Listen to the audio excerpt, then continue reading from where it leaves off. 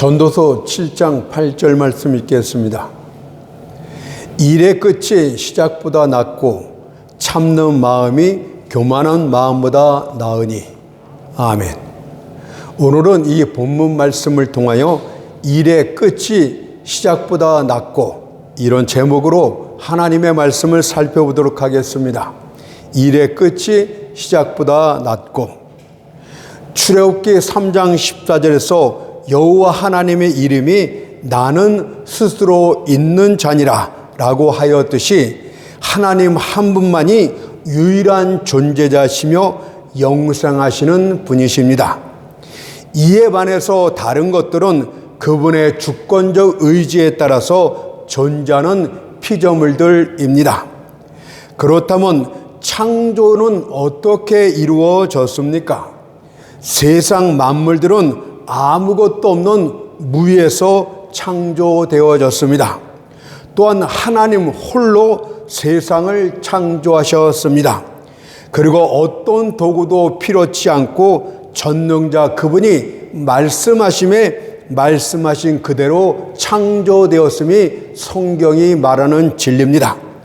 여호와 하나님께서 말씀하심에 하늘이 펼쳐졌고, 하나님이 말씀하심에 이 둥근 세계가 지어졌고, 또한 말씀하심에 해와 달과 별들이 나타났으며, 또한 말씀하심에 생물이 바다와 공중과 육지를 채웠습니다.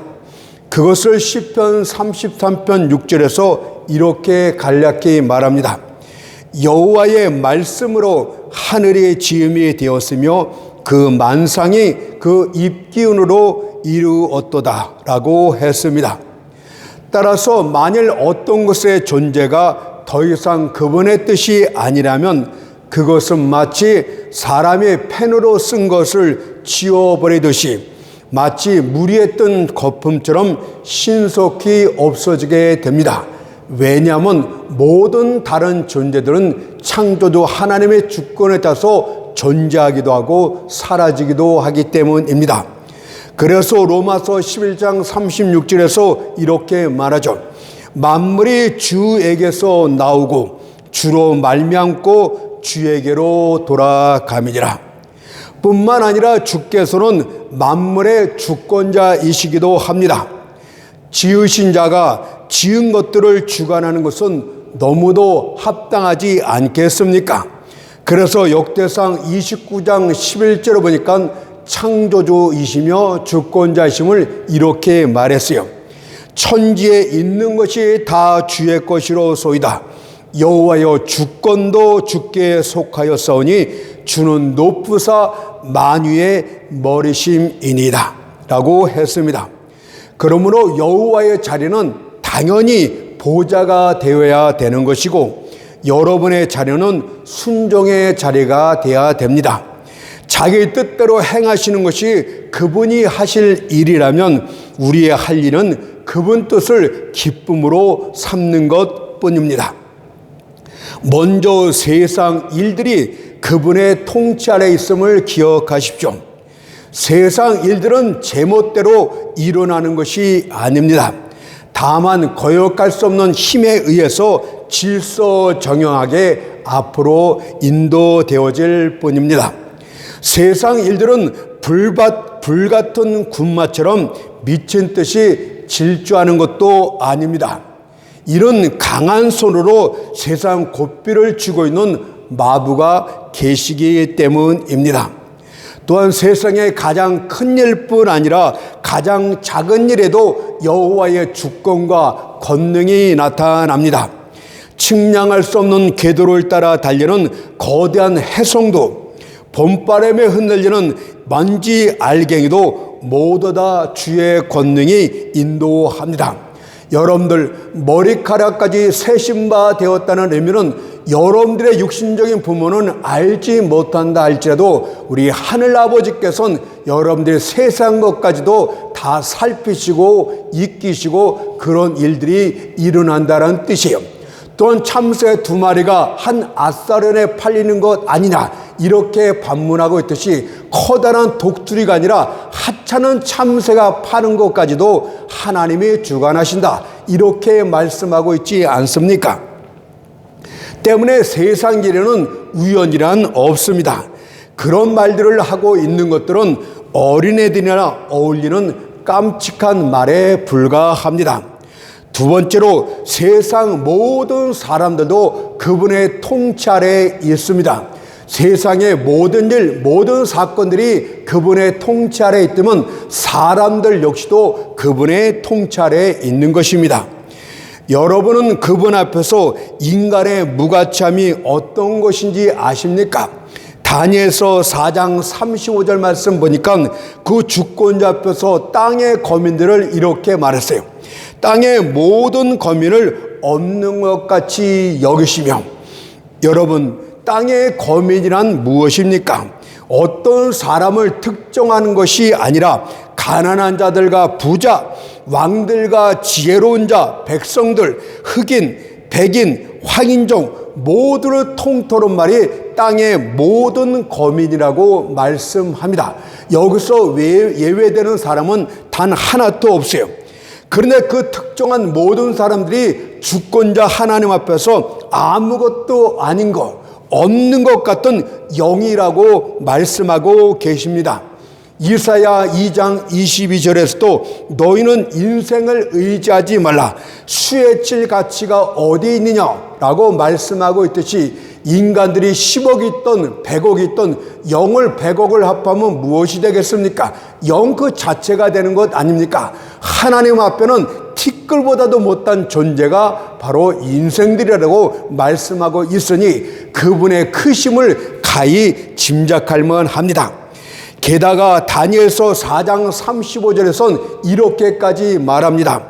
땅의 거민에게든지 그는 자기 뜻대로 행하시나니 그는 하나님의 백성뿐 아니라 불의한 자들 모두에게도 자기 뜻대로 행하신다고 말씀합니다. 여기서의 땅의 거민이라는 의미는 앞에 것과 조금 다른 의미를 갖는데 하나님의 영광을 찾는 의인들뿐만이 아니라 하나님의 뜻을 거역하는 불의한 자들 가운데도 하나님의 뜻만이 이루어진다고 말씀하는 것입니다. 사람들은 여러 개의 나무 토막을 자기 마음대로 자유롭게 배열할 수가 있어요. 하나님께서는 인간들에게 자유의지를 주셨습니다. 악한 자들도 여전히 그 자유의지를 갖고 있어요. 그들은 마음의 법칙을 따라서 자유롭게 나무 토막을 배열할 수 있을 것입니다. 그럼에도 불구하고 성경은 배열이 이루어지는 것이 그들의 의도대로 되지 않고 하나님의 뜻대로만 그것이 되어진다고 말씀을 합니다. 잠언서 19장 21절에 보니까 사람의 마음에는 많은 계획이 있어도 이 사람은 이런 계획이 가질 수 있고 저 사람은 저런 계획이 있을 수가 있어요. 각기 마음의 법칙을 따라서 행할 것입니다. 그런데 뒤에 말씀이 무엇입니까? 오직 다 하나뿐이래요. 여호와의 뜻이 완전히 서리라. 사람의 마음에는 많은 계획이 있어도 오직 여호와의 뜻이 부족하게 한 90% 완전히 서리라고 말씀을 하셨습니다. 그 예를 한번 들어보겠습니다. 사악한 무리들이 자신들의 악한 의도대로 예수님에게 죄를 씌워서 십자가에 못 박여 죽였습니다. 여러분들 그들의 의도대로 된 것 아닙니까? 그러나 성경은 말해요. 하나님이 만세전에 정하신 뜻대로 하나님이 허락하신 방법대로 이루어졌을 뿐이라고 말씀을 합니다. 사도행전 2장 23절을 보니까 그가 하나님의 정하신 뜻과 미리 아신 대로 내어준 바 되었거늘 하나님이 허락했다 그 말이 너희가 법 없는 자들의 손을 빌어 못 박아 죽였으나 라고 말씀하고 있지 않습니까? 하나님은 악한 자의 의도까지도 들어서 자신의 뜻을 이루어 가신다. 이런 진리도 기억하시길 부탁을 드립니다. 그러면 하나님이 그 죄악의 동기가 되겠습니까? 그렇지 않아요. 자유의지를 주셨지만 자유의지에는 반드시 각자의 책임이 따르는 것이라는 것을 잊어서는 또한 안 됩니다. 잠언서 21장 1절을 보게 되면 그래서 이렇게 말씀도 합니다. 왕의 마음이 여호와의 손에 있음이 마치 보의 물과 같아서 그가 임의로 인도하시느니라. 이 말은 세상 임금의 마음 역시도 여호와께서 마치 농부가 삽으로 물길을 이리저리 바꾸는 것처럼 바꾸는 보의 물처럼 자기 마음대로 주장하고 이끄신다, 이렇게 말씀하고 있으니 어찌 하나님의 뜻이 이루어지지 않을 수 있단 말입니까? 물질계의 모든 것까지, 또한 정신세계까지도 하나님이 주관하고 있다는 사실을 기억한다면 오늘 본문을 살펴볼 수 있고 그 의도가 무엇인지 알 것입니다. 오늘 본문에서 일의 끝이 시작보다 낫고라는 말씀은 여호와께서 모든 일을 주관하고 있기 때문에 그런 결과가 나온다는 뜻을 가르쳐주고 있는 것 아닙니까? 따라서 저는 이 진리를 섭리에 대해서, 두 번째는 성도의 삶에 대해서 한번 적용시켜 보도록 하겠습니다. 첫째로 섭리적인 고난에 적용시켜 보도록 합니다. 일의 끝이 시작보다 낫고, 섭리란 무엇입니까? 하나님께서 자신의 뜻과 목적을 이루기 위해서 그분 자신이 일하시는 모든 사역 과정을 섭리다, 이렇게 말해요. 하나님이 어떤 계획과 목표를 세웠습니까? 그러면 하나님은 세상 일들 가운데서 세상 사람들을 통하여 이 계획을 이루어 가시는 모든 사역 과정을 섭리라고 말씀을 합니다. 예로서 여행의 시작과 끝을 한번 생각해 봅시다. 한 사람이 먼 여행길을 떠납니다. 앞에 있는 바위선을 올라야 됐고 폭풍이 몰아치자 비바람을 뚫고 지나가야 했습니다. 시냇물이 크게 불어오르자 그것도 뚫고 나가야 됐습니다.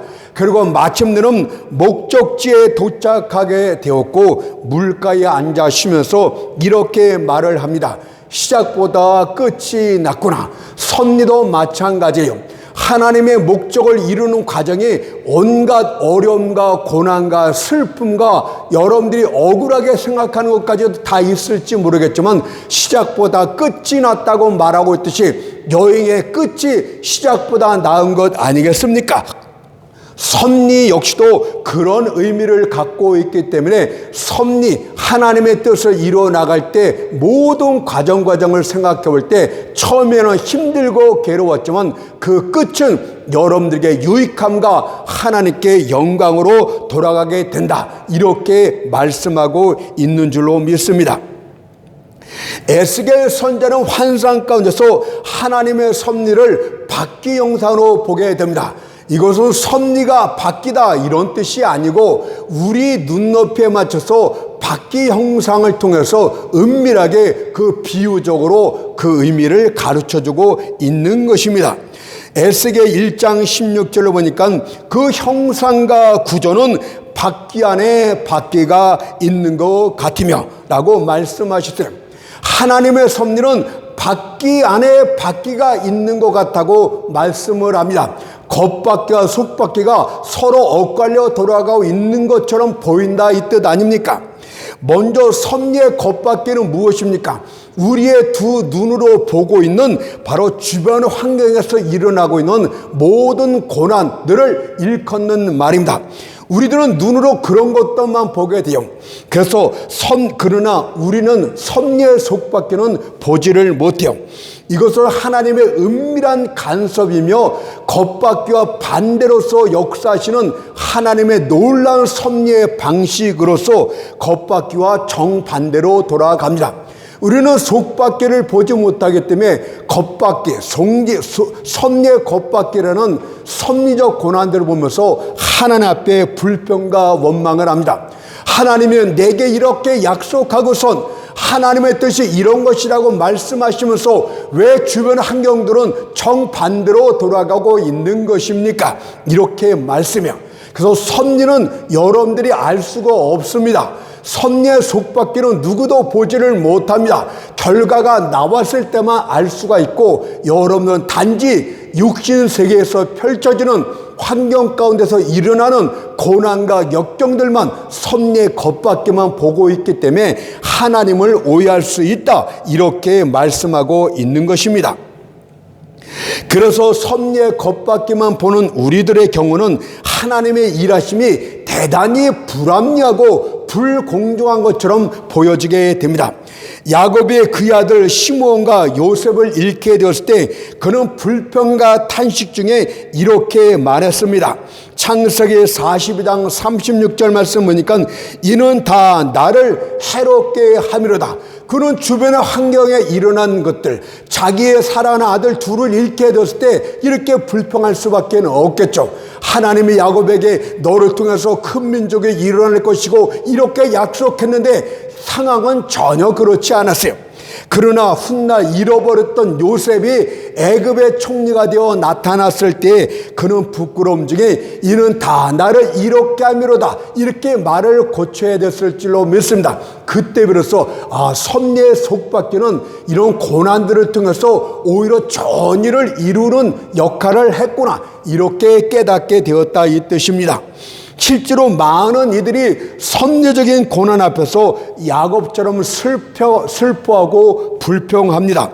하나님이여, 저는 정직한 자의 길은 대로라는 잠언 말씀을 굳게 믿고 지금껏 순전한 마음과 믿음으로 살아왔습니다. 정로를 걷기 위해서 애를 썼습니다. 그러나 내 앞에 펼쳐진 주변 환경은 대로가 아니라 온통 가시밭길 뿐입니다. 도대체 이것이 무엇이란 말입니까? 이렇게 불평을 할 것입니다.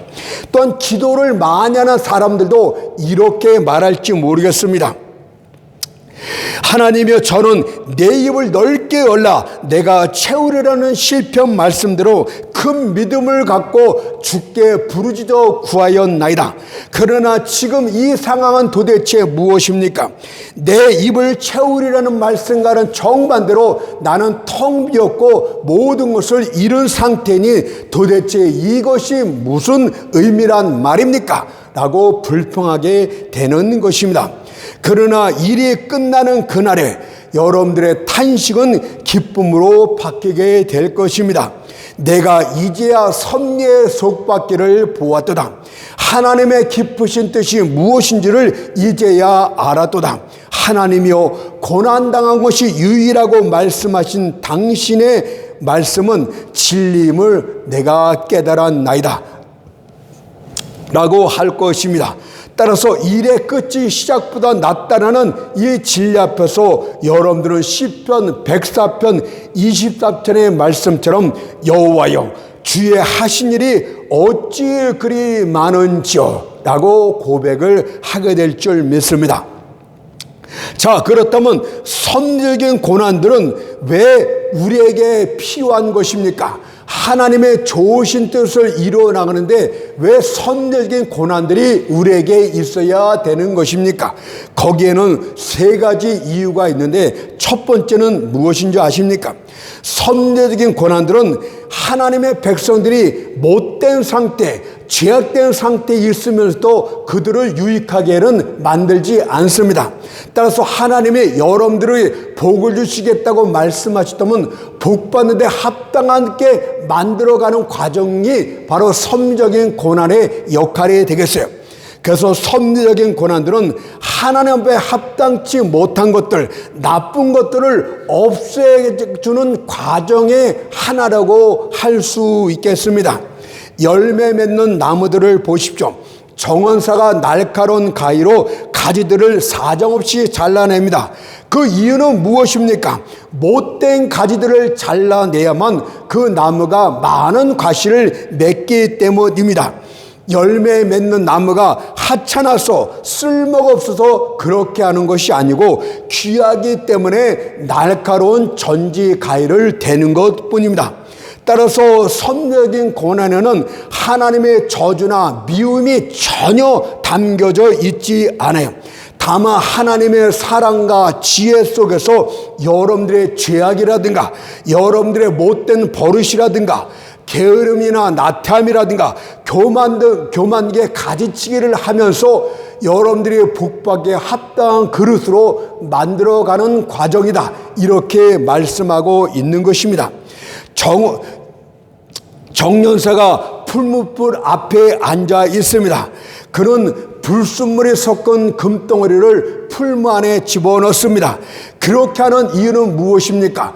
뜨거운 불에 집어넣는 이유는 그가 귀한 금덩어리이기 때문에 그런 것입니다. 하찮은 돌멩이라면 그런 수고를 안 했을 줄 믿습니다. 여러분 안에 있는 불순물을 다 제거함으로써 귀한 존재로 만들어 가시고 하나님께 복받기에 합당한 존재로 만들어가는 그 과정이 섭리적인 고난의 한 방편이 되겠습니다. 두 번째로는 섭리적인 고난은 또한 여러분들을 강하게 만들어가는 과정 역할도 합니다. 커다란 참나무 그늘을 의자한 채 서 있는 작고 바르게 덜 된 작은 나무를 보십시오. 어느 날 나무꾼이 와서 그 큰 참나무를 밑둥까지 잘라버렸습니다. 그러자 작은 나무는 슬피 울면서 이제 내가 의지할 대상을 잃어버렸으니 나는 곧 비바람에 쓰러지고 말 것이다 라고 했습니다. 그러나 큰 나무가 제거되자마자 오히려 햇빛이 더욱 많이 내리쬐고 비가 더욱 풍성히 내려 마침내 그 작은 나무는 그 산의 으뜸나무로 성장하게 됩니다. 고난을 통해서 여러분들 또한 강하게 만들어가는 것이 하나님의 뜻이기도 합니다. 주님께서는 그의 군사들을 항상 훈련시키십니다. 그들을 깃털 침대에 눕혀놓지 않고 밖으로 내보내 강한 훈련과 강행군을 시키십니다. 이것이 바로 주께서 십자가의 군사로 만드시는 방법이 되겠습니다. 주님께서는 강한 군대는 전투와 훈련을 통해서 만들어진다는 것을 알고 계십니다. 군사들은 평화 시에는 성장할 수 없다는 것도 알고 계십니다. 따라서 주님께서는 그의 군사들을 화약 냄새와 총탄이 쉴 수 없이 날아들고 포탄이 터지는 요란한 곳에서 훈련시키고 키워나가십니다. 그래서 이 섭리적인 고난을 통과한 후에 여러분들은 강한 자로 나타나게 될 것이고 귀한 자로 성장하게 될 것이고 쓸모있는 자로 우뚝 서게 되는 것입니다. 욥기서 23장 10절에 그것 아닙니까? 나의 가는 길을 오직 그가 아시나니. 섭리 중에 그분이 다 여러분들을 이끌 길을 다 준비하셨대요. 그가 나를 단련하신 후에는 내가 정금같이 나오리라. 그 이유가 되겠습니다. 마지막 세 번째가 중요한데, 이 섭리적인 고난이란 하나님 뜻을 이루어나기 위한 순차적인 계단과 과정이라고 말씀드리고 싶습니다. 요셉을 생각해 보면은 그 진리가 쉽게 이해가 됩니다. 하나님께서는 꿈을 통해서 요셉을 가나안 땅이 아닌 애굽 땅에서 그를 애굽의 국무총리로 세우겠다는 의미를 두 번의 꿈을 통해서 가르쳐 주었습니다. 자, 그렇다면 하나님의 뜻이 어떻게 이루어지는가를 살펴보면 됩니다. 첫 번째로 하나님의 뜻이 이루어지기 위해선 요셉은 가나안 땅을 떠나서 애굽 땅으로 가야 됩니다. 그러나 좀처럼 요셉은 움직일 생각을 하지 않았고 그런 것에 대해서 생각조차 하지 않았습니다.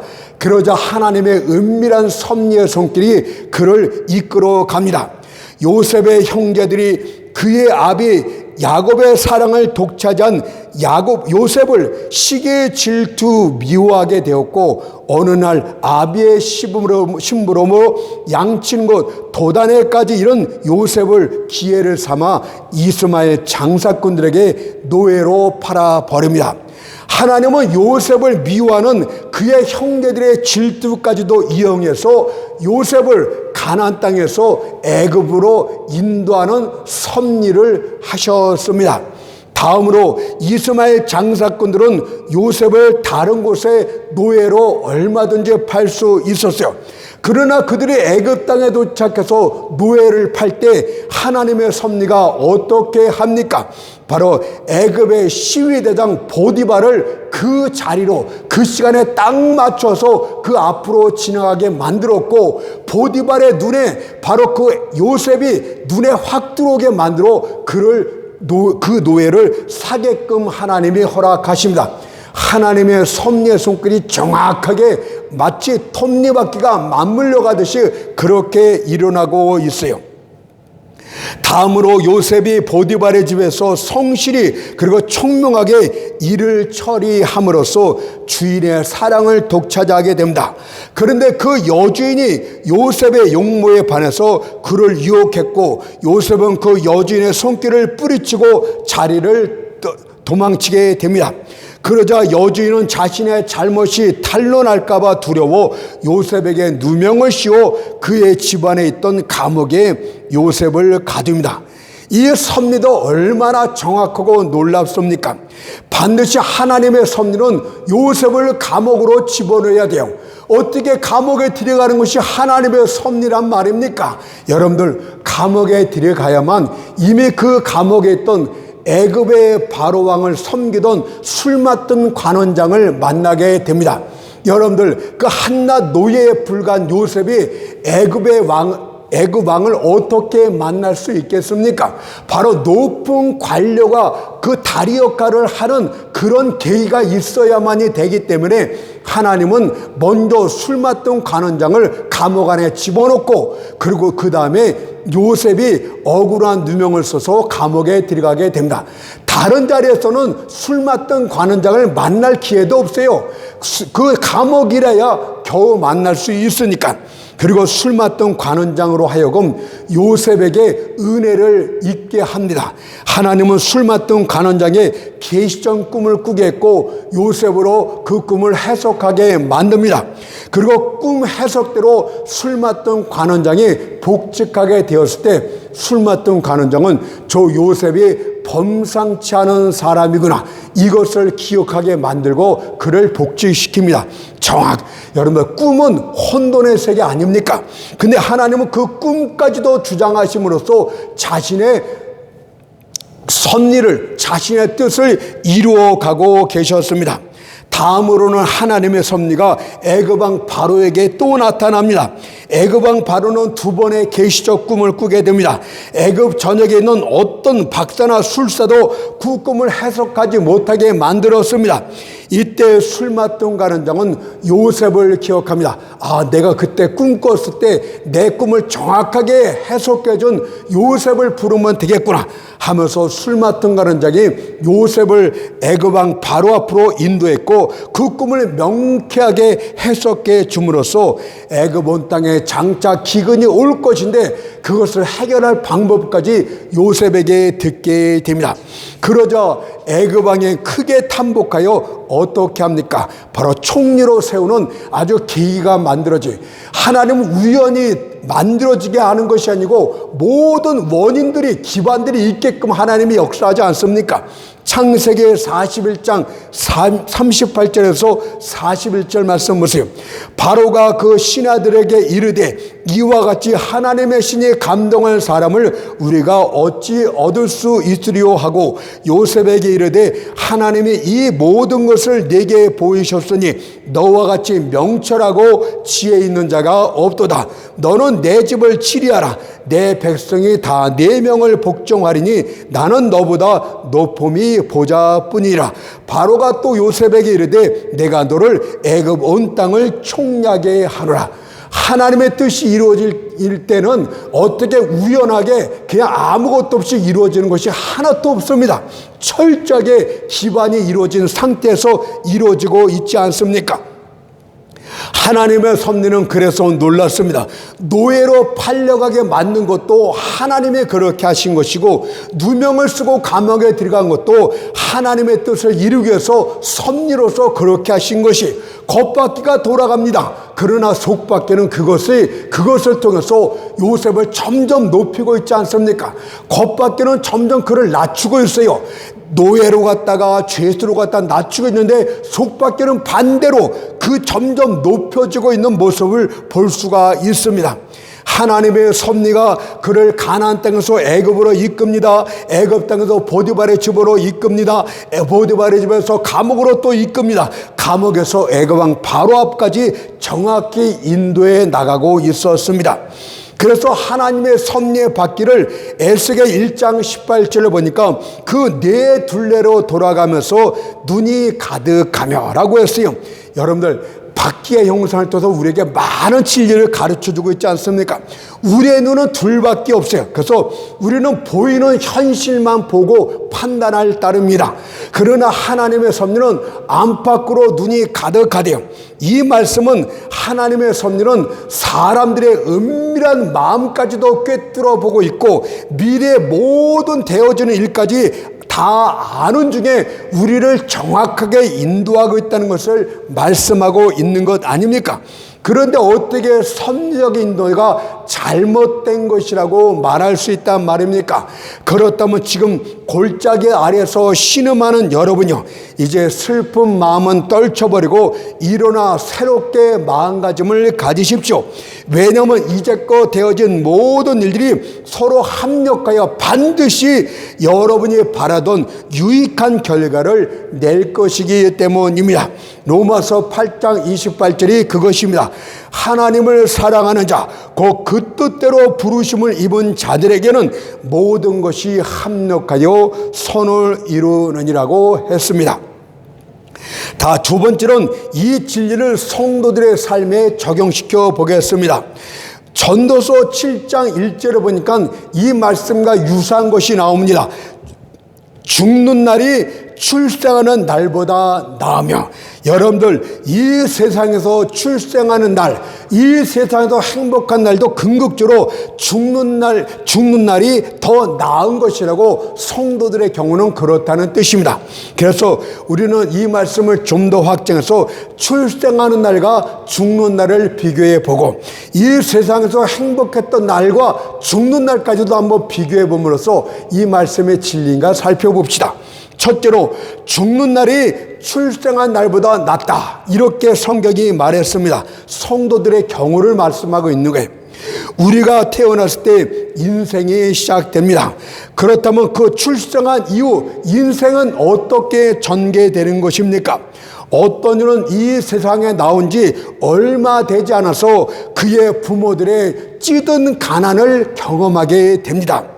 또 다른 이는 믿지 않는 가정에서 태어나 거룩지 못한 집의 비참함을 느끼고 체험하게 됩니다. 사실 불신자의 가정에서 태어나 하나님의 자녀가 된 것은 복 중에 복이고 은혜 중에 은혜라고 할 수 있겠습니다.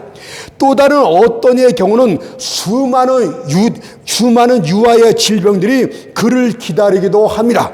그래서 방금 켜진 작은 촛불이 꺼져버릴 듯한 커다란 위험에 봉착하기도 합니다. 죽을 고비를 넘기는 많은 유아들도 있지 않습니까? 한마디로 유아기는 거친 풍랑들을 견디기에는 적합하지 못한 작은 조각배에 불과하다, 이렇게 말씀드리고 싶어요. 이처럼 우리가 태어날 때부터 거친 인생의 여정이 시작됩니다. 그리고 죽을 때는 하늘 위에 계신 아버지의 집에서 우리의 피곤한 삶을 마치게 되는 것입니다. 따라서 이런 피곤한 인생의 순례는 시작하는 것보다 끝나는 것이 더 낫습니다. 어린아이가 태어났다는 것은 슬픔을 향해서, 고난을 향해서 태어났다는 뜻이 됩니다. 이 죄 많은 세상에선 그렇습니다. 작은 눈들이 울게 될 것입니다. 작은 다리들이 피곤과 고통을 경험하게 될 것입니다. 작은 가슴들이 많은 슬픔들을 겪게 될 것입니다. 그래서 욥기서 5장 7절에 보니까 인생은 고난을 위하여 났나니 불티가 위로 나름 같으며 라고 말씀하고 있어요. 여러분들이 매년 당하는 생일은 일정의 이정표와 똑같습니다. 생일을 당할 때마다 이제 20년이 지났건, 이제 40년이 지났건, 이제 60년이 지났건 말할 것입니다. 이것은 그 동안에 많은 고통들을 겪어왔고 많은 파도들이 엄습해 왔다는 것을 말하고 있는 거예요. 그러나 죽음의 날에 도달하게 되면 이 모든 괴로운 여정은 뒤에 남아있게 될 것입니다. 마침내 슬픔과 고통은 끝이 나고 영원한 안식을 주님과 하게 될 것입니다. 그래서 죽는 날이 태어난 날보다 낫습니다. 계시록 7장 16절 17절을 보십시오. 영원한 영원 지복에 있는 천국에서의 삶을 말씀합니다. 저희가 다시 줄이지 아니하며 줄인 자들이 많지 않았습니까? 목마르지 아니하고 먹지 못해서 목마랐던 그 인생들, 해나 아무 뜨거운 기운에 상하지 아니할지니 이는 보좌 가운데 계신 어린 양이 저희의 목자가 되사 생명샘으로 인도하시고 하나님께서 저희 눈에서 모든 눈물을 씻어 주실 것입니다. 이 땅에서 고통과 질병과 슬픔과 눈물을 겪지 않은 자가 누가 있습니까? 그러나 저 영원한 천국에선 다시 줄이지도 않고 다시 목마르지도 않고 다시 뜨거운 기운에 상하지도 않고 질병도 없고 여러분들의 모든 눈에서 눈물을 씻겨주실 것이다 라고 영원한 천국이 준비되어 있는 줄로 믿습니다. 죽는 날이 태어난 날보다 낫습니다. 다음으로 세상의 행복한 날보다 죽는 날이 더 낫습니다. 여러분들이 행복했던 날은 어떤 날입니까? 아마 부모로부터 유산을 많이 물려받은 날 아니겠습니까? 그러나 성도의 죽는 날은 훨씬 더 고차원적인 것으로서 천국에 있는 유산을 물려받게 될 것입니다. 그 유산이 무엇입니까? 새 하늘과 새 땅을 유업으로 얻게 될 것이고 온갖 봉석으로 장식된 새 예루살렘 성읍을 유업으로 또한 얻게 될 것이며 그 성읍의 12문은 진주 12진주로 되어 있고 그 성곽은 벽옥으로 되어 있고 그 성과 그 길은 맑은 유리 같은 정금으로 되어 있다고 합니다. 그리고 그 길 가운데로는 생명수 강이 흐르고 있는데 그 강 좌우로 12가지를 맺는 생명나무들이 있다고 합니다.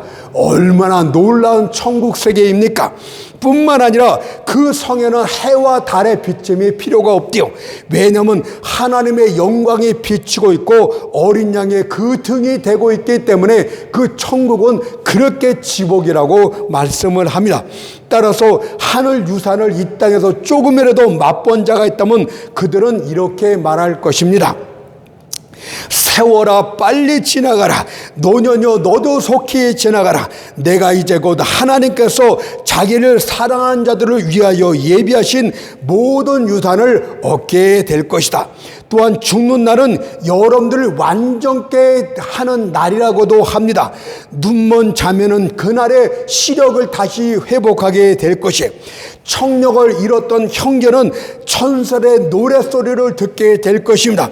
다리를 절며 살았던 자들은 무덤에 다리를 절며 살았던 자들은 천국에서 춤을 추며 뛰게 될 것입니다.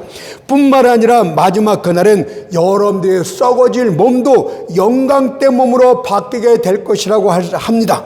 썩을 육신이 썩지 않을 몸으로, 약한 것이 강한 몸으로, 육의 몸이 신령한 몸으로 덧입게 될 것이라고 하니 우리가 상상을 초월한 그런 모든 것들이 준비되어 있는 것 아닙니까? 어떤 이가 죽는 것이 무엇입니까? 이렇게 물어볼지도 모르겠습니다. 저는 죽어보지는 않았지만 성경을 통해서 감히 말하겠습니다. 그것은 거룩한 평온과 황홀경에 들어가는 것이다 라고 대답하고 싶습니다.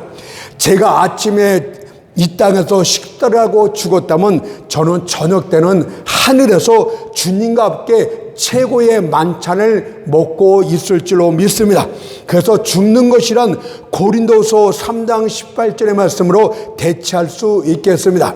주의 영광을 보매 저와 같은 형상으로 화하여 영광으로 영광에 이르는 것 같으며 라고 말씀할 수 있을 줄로 믿습니다.